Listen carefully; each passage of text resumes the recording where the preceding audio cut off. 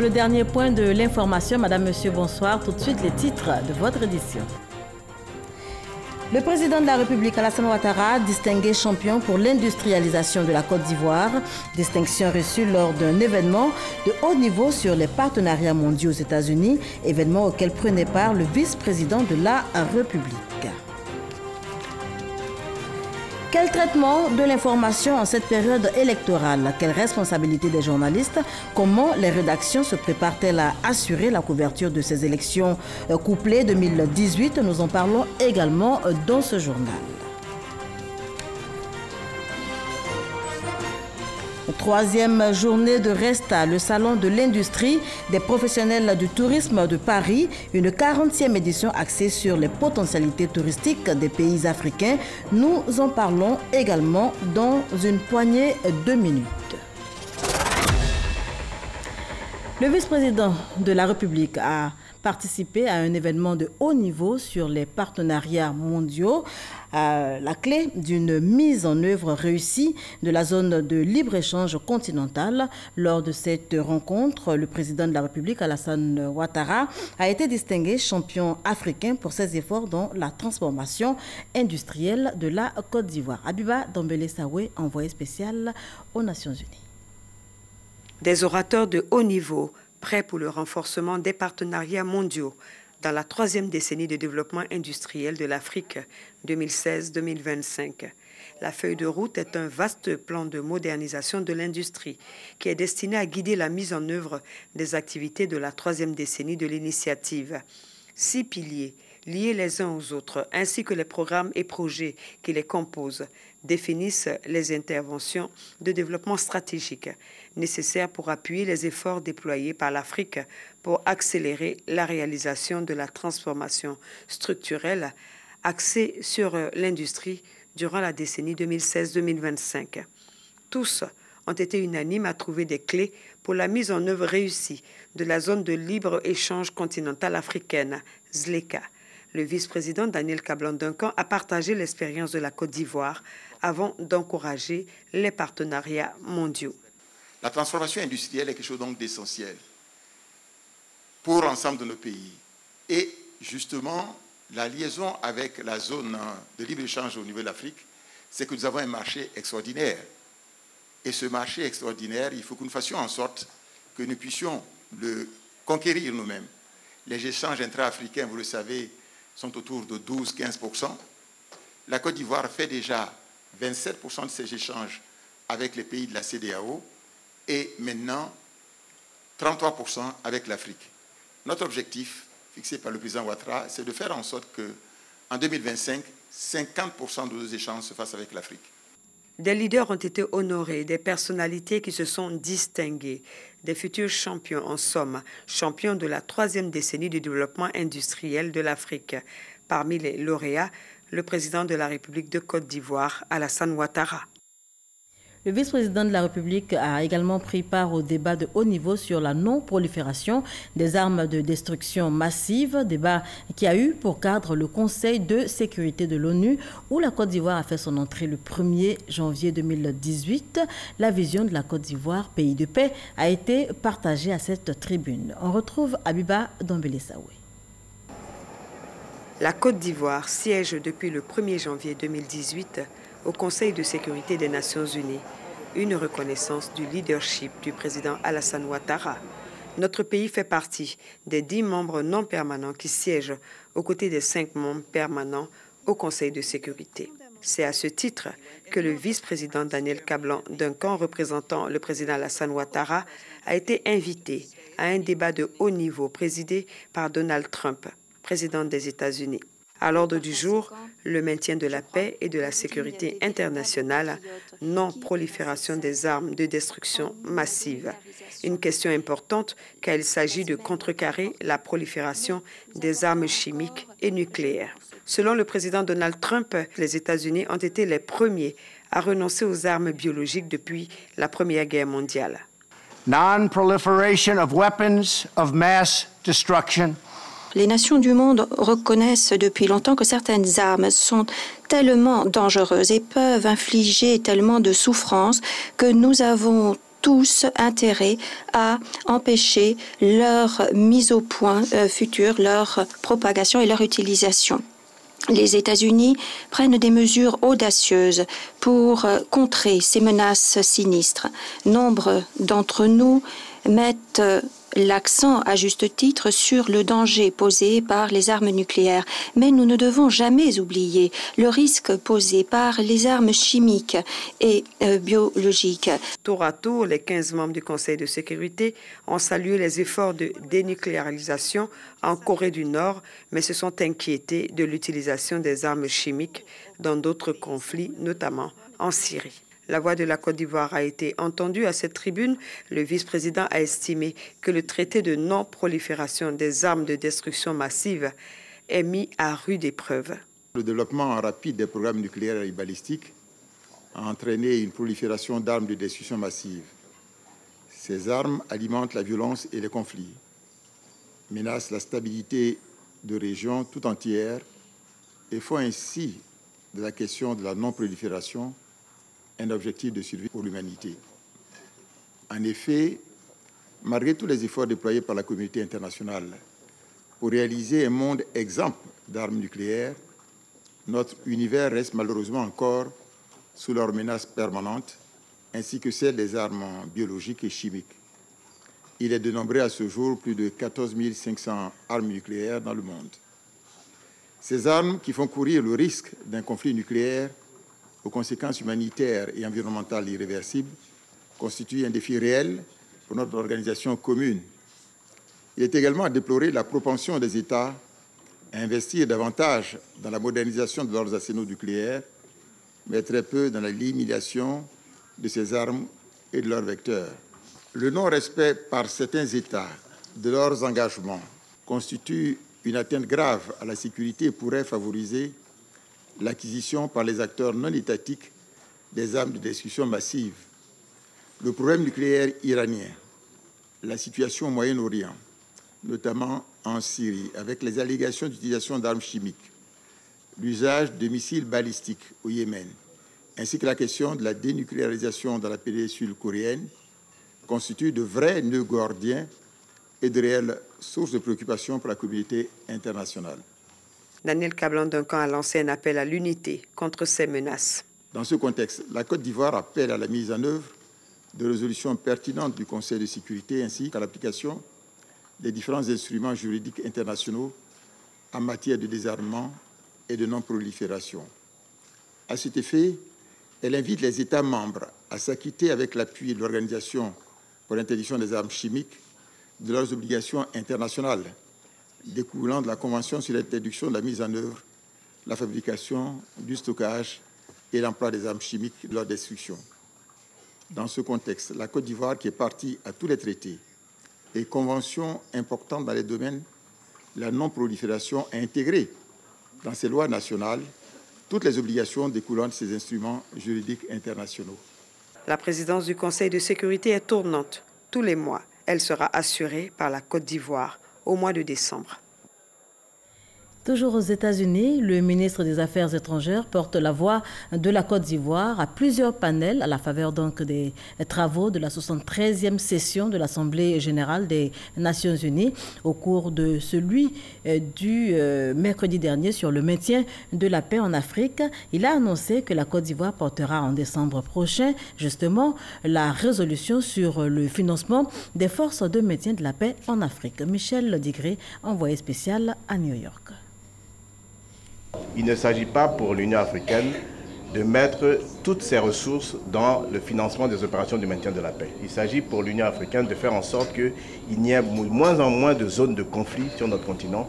Faire en sorte qu'il y ait moins de zones de conflit en Afrique, c'est le message porté par le ministre Marcel Amontano à cette rencontre initiée par le président de l'Angola, président du Conseil de paix et de sécurité de l'Union africaine. Pour y arriver, la Côte d'Ivoire et les deux autres pays africains membres du Conseil de sécurité ont décidé de s'impliquer dans l'adoption de la résolution sur le financement du maintien de la paix en Afrique. Nous avons insisté sur la nécessité de parler à l'occasion de cette résolution d'une seule voix, notamment le A3, les 3 pays membres du Conseil de sécurité en permanent, la Côte d'Ivoire, la Guinée équatoriale et l'Éthiopie, de prendre notre bâton de pèlerin pour aller convaincre les pays réticents, notamment les États-Unis d'Amérique, et leur expliquer toute la nécessité de changer leur position et d'adhérer au financement des opérations de maintien de la paix sur le continent africain, qui est un préalable à leur préoccupation de voir nos pays se développer. Après cette rencontre, le ministre Marcel Montano a porté la voix de la Côte d'Ivoire à la commémoration de la Journée internationale pour l'élimination totale des armes nucléaires.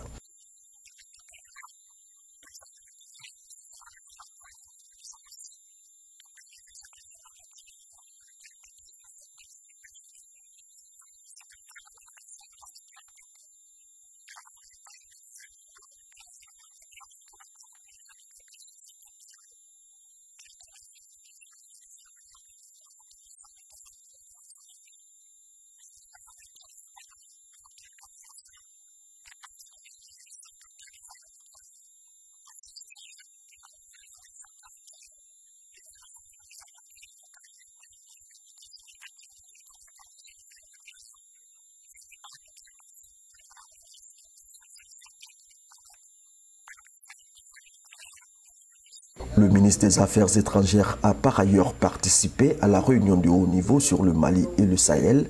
Il a eu plusieurs séances de travail, notamment avec son homologue de la République dominicaine et enfin avec le ministre du Commerce de la Finlande. Plus que quelques minutes pour l'ouverture des campagnes pour les élections couplées en Côte d'Ivoire. Les régionales et les municipales prévues pour le 13 octobre prochain qui en chiffres donnent 88 candidatures pour les 31 régions et aux municipales 684 candidatures pour 201 communes. Eh bien, avant le coup d'envoi, le président de la commission électorale indépendante fait le point. Le cycle électoral dont s'est doté notre pays comporte l'élection du président de la République, celle des députés à l'Assemblée nationale, ainsi que celle des conseillers régionaux et des conseillers municipaux. Comme chacun a pu le constater, la commission électorale indépendante s'est admirablement acquittée de sa tâche lors de l'organisation des précédentes élections en 2015 et en 2016. Les observateurs nationaux et internationaux ont quasiment tous relevé la bonne tenue de ces scrutins. Les juridictions de recours qui avaient été saisies de contestation l'ont aussi reconnu. Au regard de ce parcours, il apparaît évident que notre pays a véritablement amorcé sa marche irréversible vers la consolidation de sa jeune démocratie. Nous avons tous ensemble l'impérieux devoir d'organiser des élections équitables, transparentes, fiables et crédibles dans un environnement apaisé.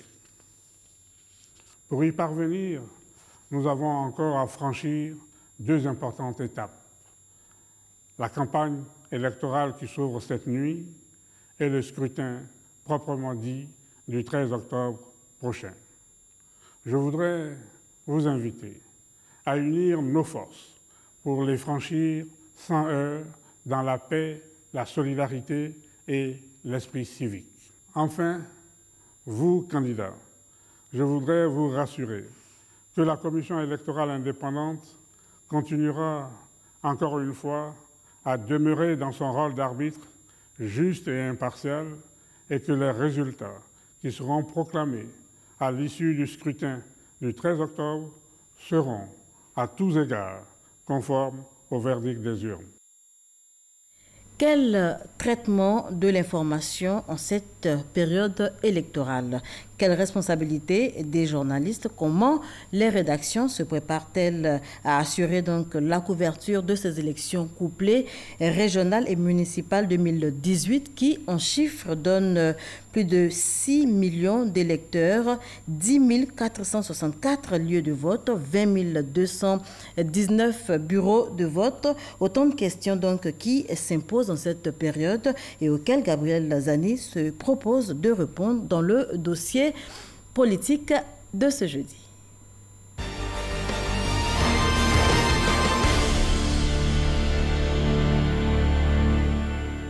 Vendredi 28 septembre commence la campagne pour les élections couplées. Pour les journalistes, c'est le top départ de la promotion des candidats. Presse papier, presse en ligne, télé et radio sont mises à contribution. Pour gagner ces élections, la quête des voix se fera à coups de meeting, branding, parade, d'interviews et de porte-à-porte pour la majorité des candidats. Au centre de toutes ces activités de campagne, il y a l'information.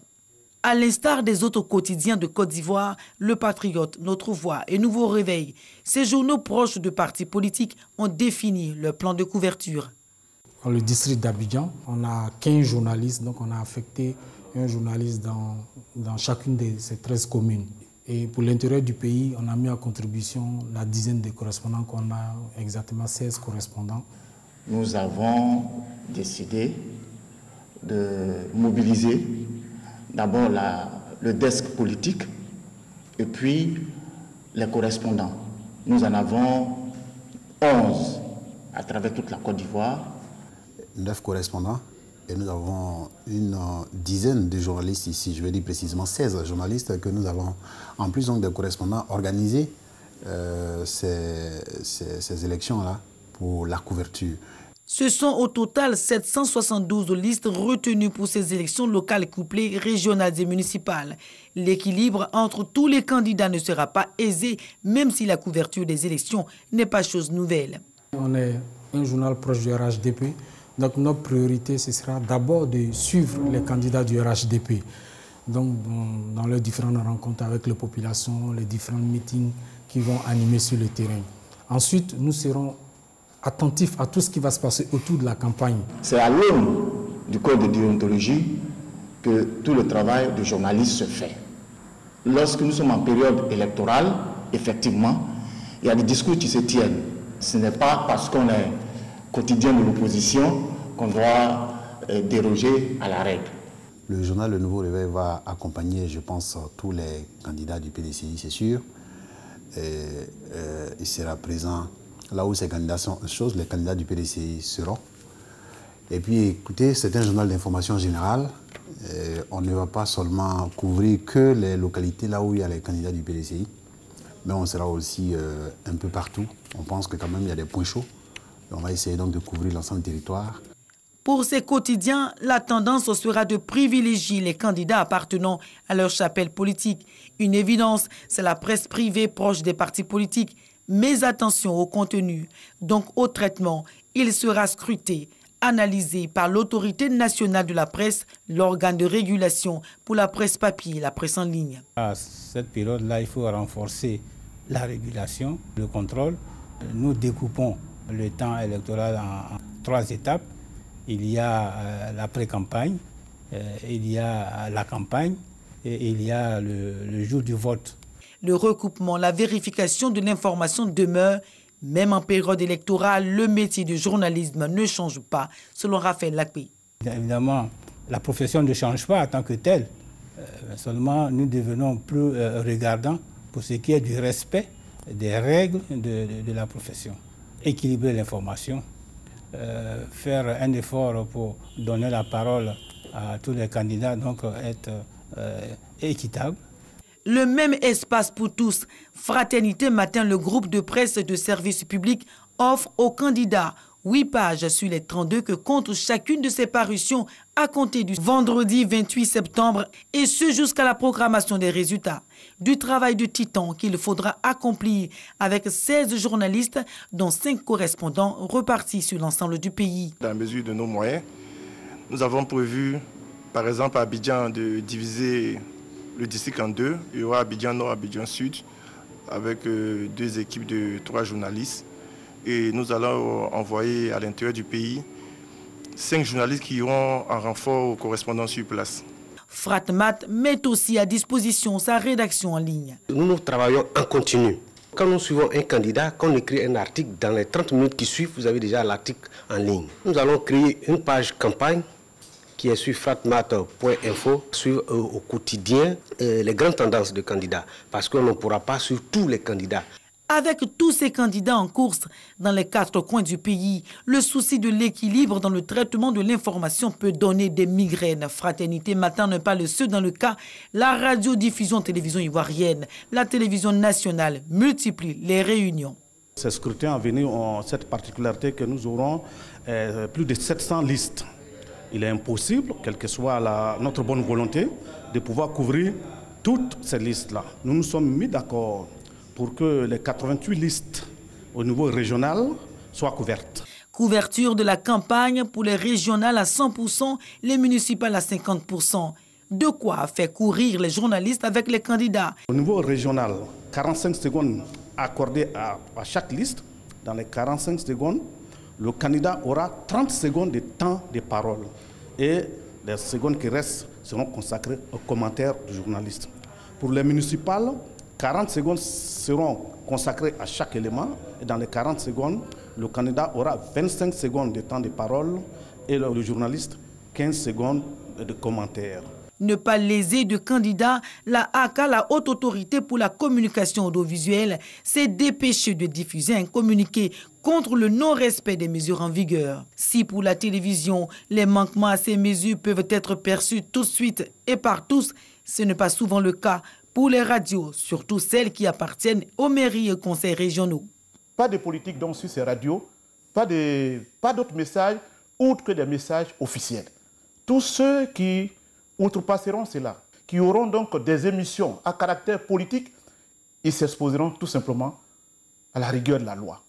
La HACA a décidé qu'en période électorale, ces radios deviennent des radios de service public. Ces radios ne doivent pas créer des émissions politiques ou des interviews d'hommes politiques ou des interviews donc des candidats, furent-ils donc les maires propriétaires de ces radios ou les présidents de conseil propriétaires de ces radios. L'autorité de régulation pour l'audiovisuel ne pouvant être partout, en particulier dans les localités les plus reculées du pays, ce sont les adversaires des candidats qui se chargent bien souvent du contrôle des programmes de ces radios. Si un adversaire apporte la preuve que les antennes d'une radio communale ou régionale ont été utilisées à des fins personnelles par un autre candidat, l'élection du candidat coupable sera invalidée en cas de victoire selon les mesures arrêtées en la matière.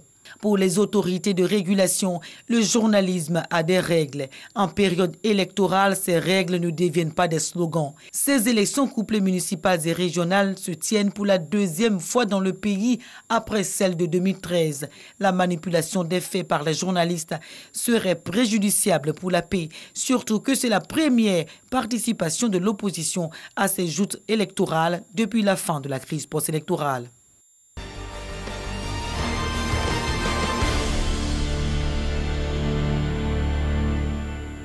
Dossier signé Gabriel Zani, plus que quelques petites minutes donc pour l'ouverture officielle des campagnes pour les municipales et régionales 2018 en Côte d'Ivoire. On change complètement de sujet à présent. Le gouvernement ivoirien a adopté le 1er août dernier un décret portant attribution, organisation et fonctionnement de l'inspection générale d'État en vue donc de faire connaître les dispositions de ce nouveau texte. Théophile Awa Ndoli, l'inspecteur général d'État, a réuni jeudi les acteurs du secteur. C'est ce que nous dit Alexis Ouedraogo. Ce jeudi à la primature, l'inspection générale d'État présente les dispositions de son nouveau décret, notamment sur le point de la mise en œuvre de l'axe 6 portant contrôle et audit interne du schéma directeur de la réforme des finances publiques. Nous sommes les auditeurs internes de l'État. Parce que vous savez, comme dans une entreprise, il y a la structure d'audit interne qui vérifie pour le compte du chef d'entreprise que tout se passe bien.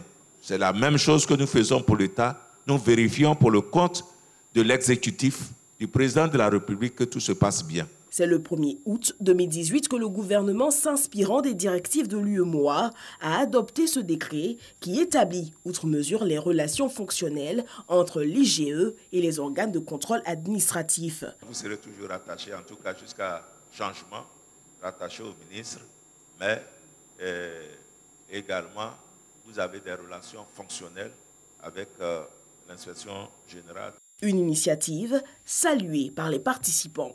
La responsabilité des inspections est très grande. dans la gouvernance. Donc il nous a sensibilisés et nous allons faire l'effort vraiment d'appliquer ces prescriptions sur le terrain. Pour Awan Doli Théophile, inspecteur général d'État, transparence et bonne gouvernance de la gestion des finances publiques seront les maîtres mots.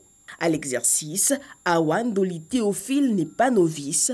À la BCEAO de 1982 à 2008, c'était lui le contrôleur général. Dans la région du Lodjibois, les femmes rendent hommage au président de la République pour ses actions en faveur du développement, reprofilage et bitumage de plusieurs kilomètres de voiries, adduction en eau potable, promotion de l'autonomisation de la femme, entre autres actions. Eh bien, une journée d'hommage au président de la République a été organisée à Divo. On y va avec Mamadou Kwasi. Divo, capitale de la région du Lodjibois, en chantier depuis quelques années. Le principal chantier est le bitumage et le reprofilage de la voirie ainsi que le renforcement de la production d'eau potable. À cela s'ajoute la réfection totale de l'axe Ndoussi-Gagnoa en passant par Divo et le bitumage du tronçon Guitry-Divo. Autant de projets avec la construction de centres de santé et d'écoles primaires qui ont motivé cette journée d'hommage et de reconnaissance au président de la République, Alassane Ouattara. Une rencontre qui a eu pour cadre l'esplanade de la mairie de Divo. Ces populations sont venues de tous les quartiers et villages de Divo pour traduire au président de la République, Alassane Ouattara, et à son épouse leur gratitude. À travers le PPU, à travers bien d'autres programmes qui ont aussi contribué au développement de Divo. Donc au nom de la population de Divo, au nom des femmes, au nom des jeunes, au nom de tout le monde, on devrait vraiment dire infiniment merci au président de la République pour toutes ces actions. Cette journée d'hommage a été l'occasion pour les femmes d'exprimer leur volonté à bâtir une région de paix tout en contribuant au renforcement de la cohésion sociale. Nous voulons la paix. Sans la paix, rien ne peut se réaliser en Côte d'Ivoire. Et c'est ce que nous demandons à toutes les mamans à Divo. Chaque maman doit mener son combat, prendre le bâton de la paix en main pour que Divo puisse prospérer. Le milice Amédée Kwaku Kofi, maire de la ville de Divo, et parrain de la cérémonie, invite la population à l'unir autour des actions de développement entreprises par le président de la République. Il soutient que seul le renforcement de la cohésion sociale et le maintien du climat de paix pourront permettre au président de la République, Alassane Ouattara, de poursuivre sa politique de développement de la Côte d'Ivoire. Ma conviction s'est encore renforcée que le président de la République a besoin de notre soutien, de notre engagement dans l'union, rassemblé autour de l'idéal de paix qu'a toujours prôné le père fondateur de la Côte d'Ivoire, le président Félix Houphouët-Boigny, afin qu'il puisse poursuivre l'action de développement de la Côte d'Ivoire qu'il a amorcée avec bonheur. J'appelle toutes les Divolaises et tous les Divolais à l'union pour le développement de Divo. Nous devons donc travailler tous ensemble, la main dans la main, pour le développement de notre cité. Les guides religieux et les chefs de communauté ont été invités par le ministre Amédée Kwaku Kofi à poursuivre les actions de promotion de paix afin d'accompagner le développement de la ville de Divo. À Jacquesville, dans la région des Grands Ponts, ce sont plusieurs élèves qui ont reçu du matériel scolaire, un don de la grande chancelière, dont estimé à 82 millions de francs CFA. Konaté Moussa. Heureuse rentrée scolaire à Jacquesville, dans la région des Grands Ponts. 13 750 kits scolaires, 500 tables bancs et des matériels didactiques pour des écoles primaires et secondaires de la localité. Estimé à 82 millions de francs CFA, l'objectif de ce don de la grande chancelière de Côte d'Ivoire vise à encourager l'éducation des enfants. Pour Henriette Dagri-Diabati, le développement de la Côte d'Ivoire repose aussi sur l'éducation, d'où la nécessité d'encadrer et de former les futurs leaders du pays. La présidente du Rassemblement des Républicains a salué les efforts consentis par le président Alassane Ouattara dans cette localité du pays. Pour leur part, les élèves accompagnés de leurs parents ont exprimé leur reconnaissance à la grande chancelière, fille de la région, tout en promettant de relever le niveau d'études à Jacquesville. Troisième journée de Resta, le salon de l'industrie des professionnels du tourisme de Paris, une 40e édition axée sur les potentialités touristiques des pays africains. On en parle ce soir avec Patricia Mouetia, envoyée spéciale.